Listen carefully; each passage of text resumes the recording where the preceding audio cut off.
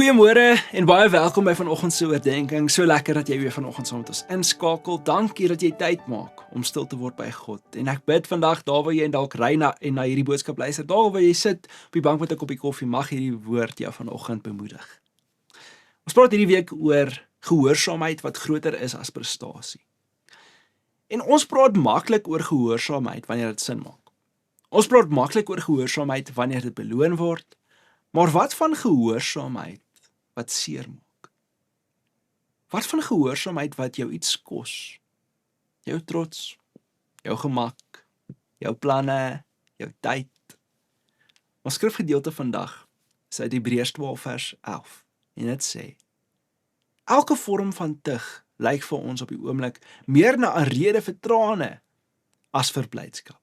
Maar later sal dit vir hulle wat daardeur gedissiplineer is, 'n vredevolle oes oplewer van 'n lewe volgens die wil van God. God se dissipline is nie 'n straf nie. Ek wil dit vandag baie duidelik maak. Hoe hy ons stig in liefde is vorming.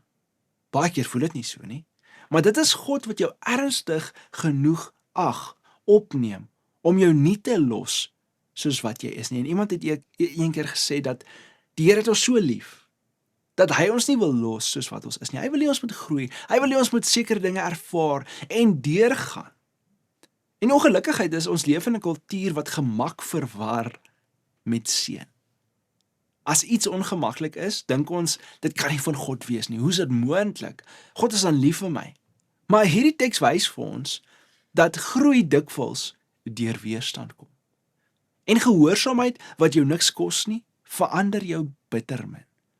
Maar gehoorsaamheid wat jou iets kos, wat jou vorm, voel dikwels soos 'n verlies, voordat dit soos vryheid begin voel.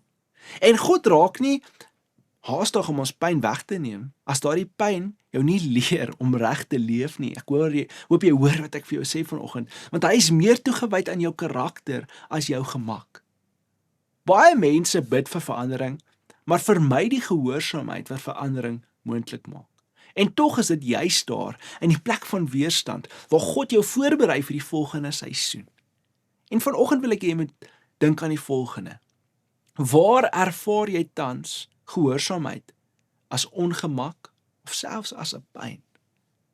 Wat kan God moontlik in jou vorm wat nie andersins sou groei nie? Familie sit vandag met hierdie vraag. Ek daag jou uit. Miskien is jy op pad werk toe en jy kan nie nou daarmee sit nie, maak tyd. Want hierdie week wil ons regtig uitkom by God se hart. En hy wil hê dat ons met hom gehoorsaam, al kos dit ons eie gemak. Kom ons bid saam. Here, vanoggend is ek so bewus dat gehoorsaamheid altyd iets kos. Here, U sê dit in die woord so duidelik dat wanneer ons gehoorsaam aan U is, Here, dat dit ons iets gaan kos. Here, help ons om vandag te sterf in ons eie planne, in hoe ons dink oor die lewe en werklik op te neem wat U vir ons wil hê. En Here, as dit ons iets kos, is okay. Solank ons net gehoorsaam is aan U, dan weet ons dat ons die vryheid sal beleef en sal ervaar. En ek bid dit toe vir ons elkeen vanoggend in Jesus naam. Amen. Familie, mag jy 'n wonderlike donderdag hê. Ek hoop dat hierdie week jou besig is om uit te daag en mag jy vandag werklik die vrede en die liefde van Jesus ervaar. In Jesus naam. Amen.